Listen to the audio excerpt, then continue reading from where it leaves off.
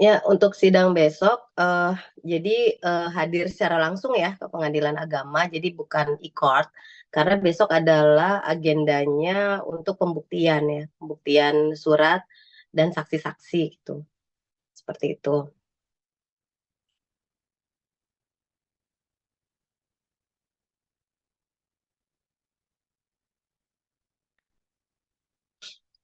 Untuk saksi sih, bukan ibunya Mbak Iris ya, jadi saksi ada dari pihak keluarga dan juga ada dari pihak, yang bukan keluarga. Jadi ada 2 saksi lah ya insya Allah. Jadi saksinya itu antara keluarga dan, yang apa namanya, yang satu lagi bukan keluarga gitu, seperti itu.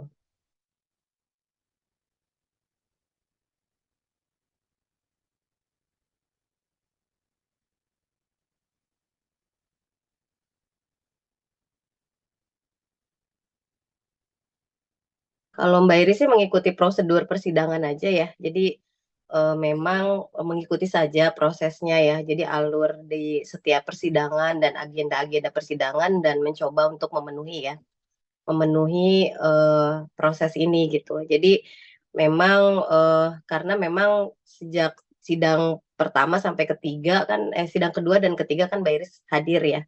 Jadi itu aja, jadi mengikuti prosedur, acara di persidangan gitu.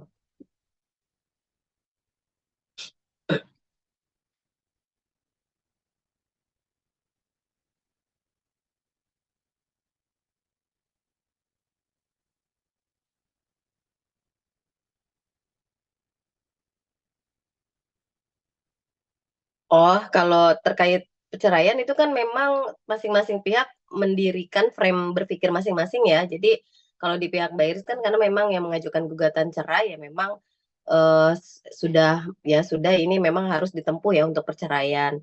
Nah, adapun kalau terkait agama ya memang kan di dalam Islam sendiri ya, secara syariat Islam itu kan memang ada ruang ya bagi istri untuk mengajukan gugatan perceraian ya. Jadi istri boleh menggugat, cerai suami sepanjang memang ada alasan-alasan yang, memang secara syariat Islam itu dibolehkan atau dibenarkan, seperti itu. Dan ini juga relevan dengan adanya aturan di kompilasi hukum Islam bahwa ada alasan-alasan yang membolehkan seorang istri mengajukan gugatan cerai ya, kepada suaminya gitu, seperti itu. Jadi sih sah-sah saja dan wajar saja ya ketika istri mengajukan khulu ya atau gugatan ya pada suaminya gitu, seperti itu.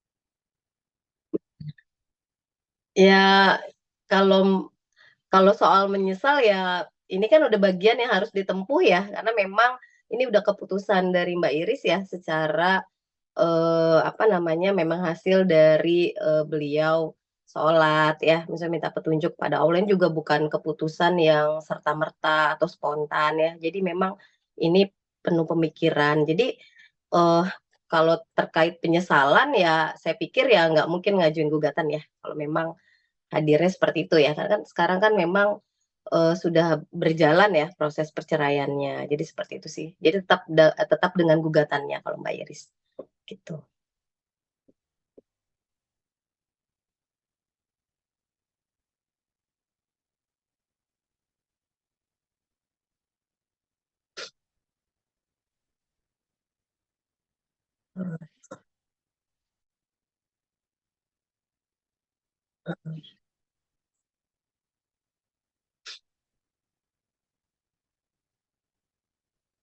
Kalau setahu saya sih pernah ya, pernah menjenguk juga sudah dilakukan ya oleh Mbak Iris ya, gitu.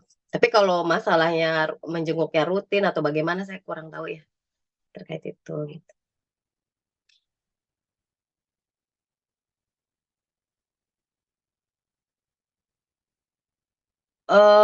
Ya dengan keluarganya ini Mas Amar ya masih baik-baik aja ya, maksudnya nggak ada masalah ya, karena kan memang ini nggak ada konflik yang antar keluarga ya. Jadi, intinya ya Mbak Iris kan hanya menginginkan satu ya perceraian, ya itu saja dan alasannya juga sudah beliau sampaikan ya, ketika press con terakhir gitu, seperti itu.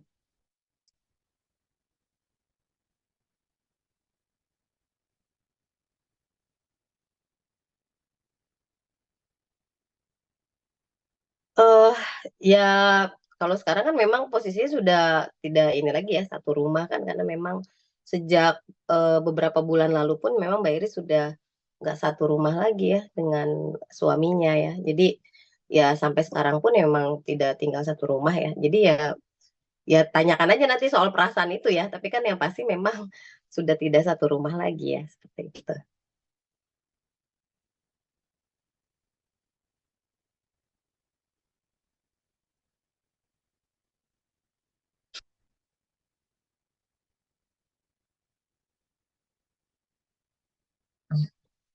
Nah, kalau apa namanya, kalau untuk gugatan itu memang kan ada beberapa poin ya. Yang pertama kan sesuai dengan posita dan tuntutan yang dituntut oleh Mbak Iris kan pertama perceraian, terus kemudian pengasuhan anak ya. Ini terlepas dari tidak ada konflik sih kalau terkait pengasuhan anak ya. Terus kemudian yang ketiga yaitu penetapan, nafkah anak. Jadi hanya 3 itu saja ya yang dituntut di dalam gugatan perceraian ini gitu.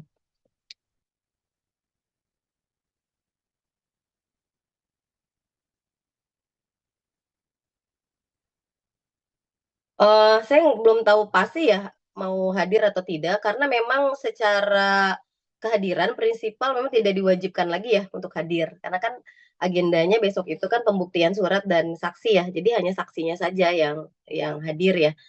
Jadi, dari pengadilan sendiri memang tidak mengundang secara khusus ya atau memanggil untuk hadir. Ya beda dengan sidang ketiga ya, itu memang diminta untuk hadir. Kalau ini memang tidak ada sih, tidak ada kewajiban untuk hadir. Jadi tidak hadir pun tidak ada masalah gitu ya, gitu.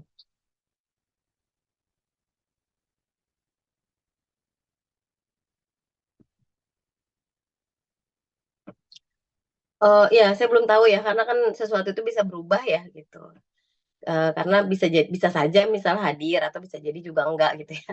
Karena saya belum tahu pasti ya, nanti lihat besok aja ya apakah Mbak Irisnya akan hadir atau tidak gitu.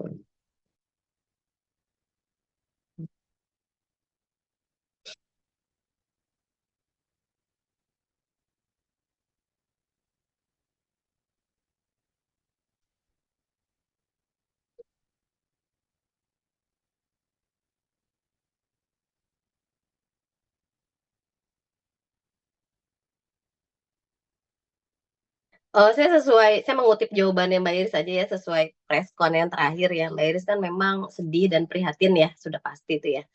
Nah kemudian juga sikapnya ya Mbak Iris mengikuti saja ya, menyerahkan ini kepada proses atau prosedur hukum yang berlaku. Jadi kan karena memang sudah ada proses hukumnya, jadi ya tinggal tunggu sajalah ya, maksudnya apa yang terjadi di proses hukum itu gitu. Karena memang, ya sudah menyerahkan itu gitu kan, seperti itu ya ya tergantung dari proses hukum gitu.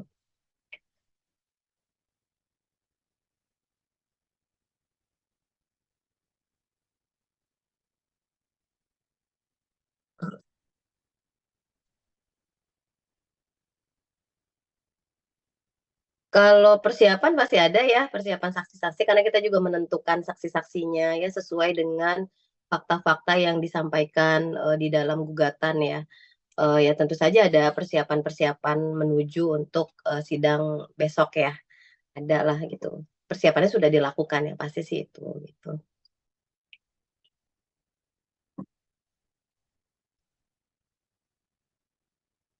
Mhm.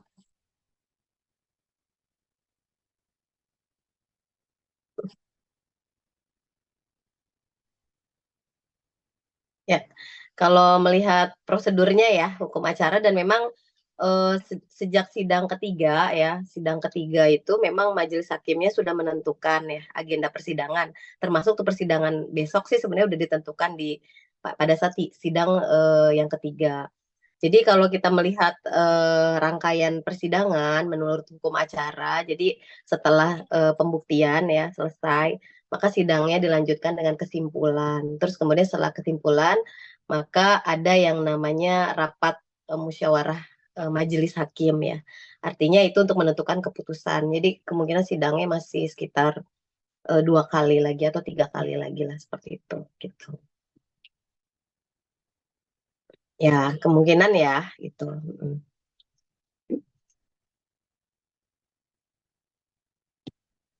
Oke Mbak.